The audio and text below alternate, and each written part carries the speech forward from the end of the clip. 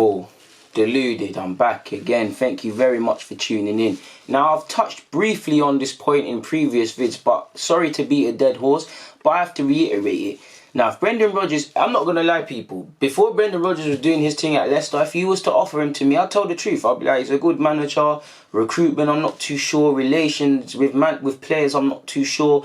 I would have heard him out to take the Arsenal job, but I wouldn't have gone with him, people. And I'm sure many of you will. I get a lot right, I get a lot wrong. It is what it is, people.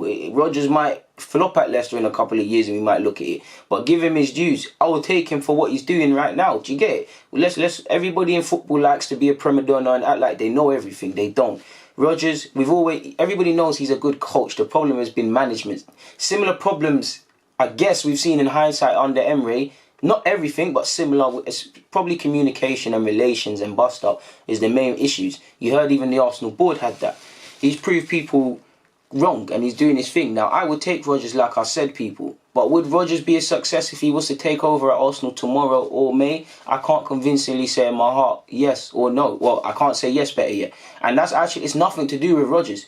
Everybody's looking at Rodgers' team and things like that. But what everybody's forgotten, you can't just, it doesn't matter how good the coach is going to be here, people. If the intent is not there from the top, it can't do, there's not much you can do. I think there's a saying in tradesmen, a good plumber or a good whatever never blames his tools or something. But the tool and coaching is a big part. As crap as some of these players are, I do think Emery failed to coach some of these players and find roles for them. Do you get it, people? In the same way you look at Poch, when he left, he had Sissoko playing okay. We ain't seen none of that with Arsenal, with players that I don't think are good enough. So coaching's a big part. But if the tools are too dead, they're too dead. Like you can't give a man a toothbrush and expect him to clean Buckingham Palace, innit? It's an ineffective tool, innit, for the job. Poor example, but you get the point. You look at the base Rodgers had to work with before man even stepped into that Leicester job. Now again, coaching, he's got them playing football, he turned it around. You get it? That's what it should be in an ideal world. That's what I've been saying at Arsenal. You get a coach, you give him the tools, and then you allow him to coach. And like Rodgers shown, he can coach. He's getting them playing attacking football, returning Leicester to what the fans have wanted to see. If he couldn't coach, then we'd be like, they could be at Leicester like, boy, you got Vardy, you got this, you got that. How many did Rodgers bring in? Like I said, I'm praising his coaching, and I think people talk about new signings, new all the time, like it's going to fix everything. If that was going to fix, Arsenal, we know we need a new centre-half, or centre-halves, or just whole team. But by that logic, if signing a new centre-half was going to make us better, we would be one of the best teams in Europe. Every year, probably potentially next summer, we're going to sign a centre-half. We know they haven't been good enough. We haven't simply brought in good enough players. Scouting is one thing, coaching is the other. But the intent, look at the club, look at what Rodgers would have to work with. I don't doubt he'd be able to find a philosophy, communicating things. But before he even really gave a coaching session at Leicester, he probably assessed it. Yo, I've got Vardy. Vardy's getting on a bit, he's getting over the hill, but for right now he's a hitter, he's a Premier League legend, one of the best strikers to touch Premier League, hallmark in Leicester's history. He's aggressive, he's quick, I want to play that football, I've got the striker for that. He's obviously Kelechi and Nacho hasn't been playing, but he's got him on the bench. Do you get it, people? I've got two strikers, I've got a plan B sort of thing. You've got Telemans was made permanent, but Telemans was there already. Chilwell come from the academy. I can't remember. Rodgers didn't bring in Sayinchu, did he? But he worked with Sayinchu. But either way, the scouting was there, and he's worked with him. Do you get it? And his backroom staff. I think Pereira was brought in by Rodgers. I'm not sure, but do you get where I'm going? And Ndidi there already. The core of Maddison there already. Do you see what the things he had to work with? Of course, he's got to bring in Dennis Praet and all of these things, but the foundation's there. He's got Kasper Schmeichel, Johnny Evans, two experienced individuals there already, and other options on top of Sayinchu. Left back, admittedly, I'm not going to lie, I don't know their second choice left back, but Chilwell's a pretty good first choice to put it nicely. You've got Maddison brought in, you've got Telemans, you've got a lovely squad. Now, if that squad was to get torn up and bought from other teams, it's a different case. Leicester have shown they'll never be bullied. 80 million for Maguire. If you're not coming with similar or more for probably Telemans, Maddison, Chilwell and everybody else, forget about it. They've shown it. So he's got a good thing going. But compare that to Arsenal. Yes, you've on paper you've got some decent options in this side. Let's not the squad is crap and whatnot, people. But let's not act like some of these players aren't good individuals. There's not many. Leno's not perfect, but there's Leno there. You've got Torreira. You've got Aubameyang and Lacazette for whatever people say about Lacazette and Aubameyang.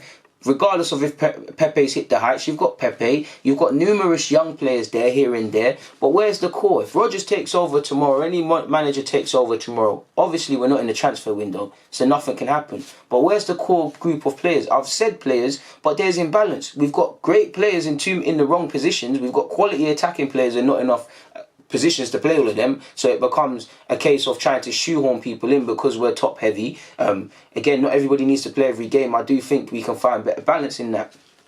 Midfield, I'm sure he would be able to say who he wants to play in midfield, but it's nowhere near as combative, as tenacious, as strong as we need it to be, people. We need someone in the Vieira mode. Now, again, that's easy for me to sit here and say, but what I mean by that is, first and foremost, someone that can defend. Doesn't necessarily have to be box to box. Someone just wants to defend people and has willingness to track back.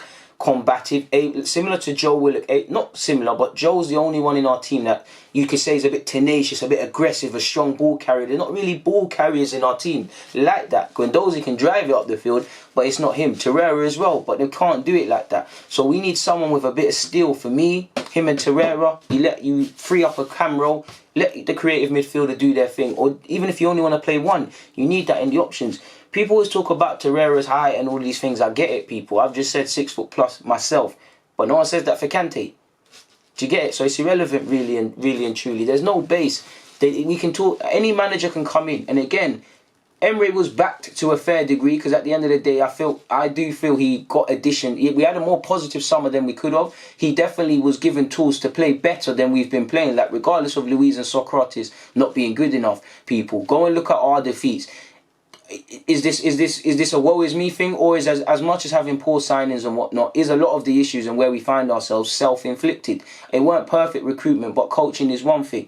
But by the same logic, a quality centre half never came in. Somebody has to answer for David Luiz.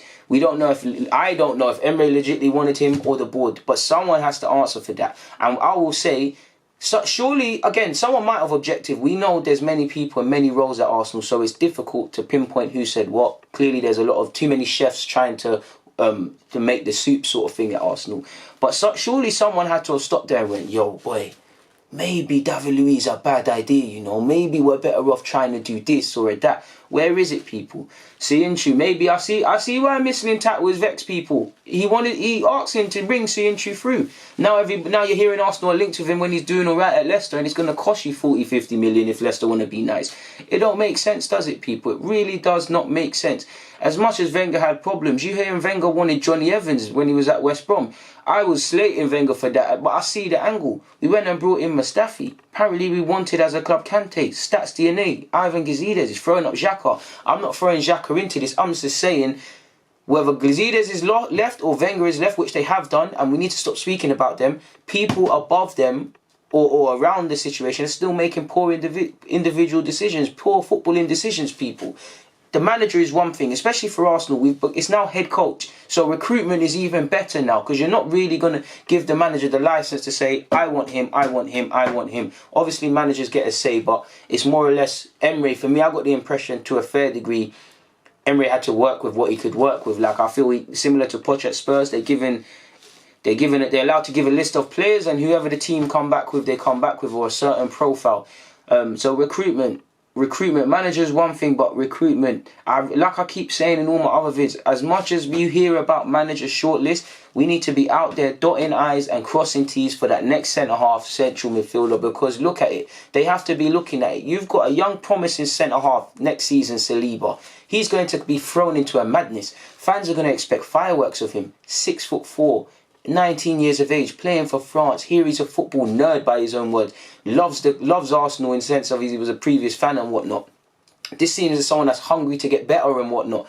But he's not going to, fans are going to get so caught up in the defender they think he's going to be tomorrow, because potential's a buzzword. They're not going to forget, they're not going to remember the player now, because they do that with Nelson. They're going to do that with Martinelli when he starts playing and goes through poor form. It's happened with Maitland now. It's happened with everybody. Every young player gets a honeymoon period, people. Do you get it? It's like, it's a joke, man. I don't know where, like, what to say, people, honestly. Like, you've actually seen them. There's no point bringing them up, but apparently Arsenal have reported a loss this year, people. In fact, I can't mention that and not bring it up. I mean, does that make any sense?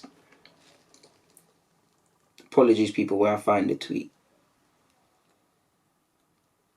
James Bienge, I believe, Bienge, of Football London, has said, Arsenal have published their accounts for the year ending in May the 31st, 2019. Apologies for that, cock up, people. They have gone from a pre-tax profit of 97.4 million to a pre-tax loss of 23.5 million for that tax year.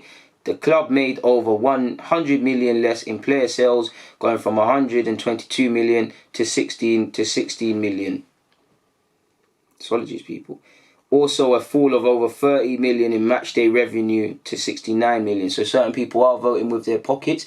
Obviously, people, that being said, we've got new Adidas deal and several commercial deals. When the next financial bit of information is released, people, because this is from last year, essentially. It ended, this is from May 31st tax year. There probably will be a slight increase, or maybe a more positive showing of money, really. I'd stay away from tactics, from financial stuff, because this is all irrelevant. But revenues are down 388.6 million. The club appeared to attribute that to a delay in renewing season tickets after the Europa League final. Notably, that commercial earnings increased by just 4 million in a year where they added a new kit partner, Visit Rwanda. Arsenal retain a cash balance of 107 million. And in a year where Ivan Gazidis left the club, the figure for Arsenal's highest paid director has gone from 2.7 million to 846,000. Raul Sanye and Vinay are not on the board as far as I am aware. Okay, so again, it depends on the thingy. And it also says, obviously, next year's account will include a 60 million a year Adidas deal, double what they got from Puma. Will also reflect a summer of spending designed to get them back in the Champions League and quite a few price sales. So there will be a bit. But 100 and the balance sheet, or the bank balance, is what's concerning me, and we're going to be here to stay, people. I mean, I don't know how we get Kroenke's out, because that's the one underlining factor, people, at the club. We can say what we want about previous managers, about present managers, about players and all these things, but if the man at the top wanted to be a winner, we would not be in this mess to a degree. Or if we was in this mess, there'd be more proactive steps to try and get us out. Again, I'm not an NFL fan like that. I'll watch it and I don't understand rules or anything, but, and again, I don't know if the situation could apply, but you can guarantee if whatever is, what's his team called again? Whatever his team is called, if they was going through the same stuff, which I believe the LA Rams actually have, if they were going through it to the degree Arsenal was, do you think he would do this, people? Do you think he'd allow this to happen? The man doesn't care about Arsenal. We're here at his mercy for years now. I mean, it'll probably get passed down in his family. Josh will probably take up the runes. We just have to try and get these guys out, because they've killed the club. They've killed the club. They've killed fans' optimisms. They've killed mine. But something needs to change, and I'm defeated, but hopefully there's a way, man. I don't think we can get him out, but it is what it is, man. And this is Arsenal. And my point is, man, my last point and what I've been trying to say is, a new manager is one thing. We could sign Pep Guardiola, or the best manager that's ever managed the game in football, whoever you believe that is. And if they're not going to be backed, if there's not going to be a collective effort to move in one direction as a club, and everyone's doing serious stuff, can forget about anything, people. Can forget about anything, really. Got nothing more to say or add, so I'm going to keep it stepping. People, DG.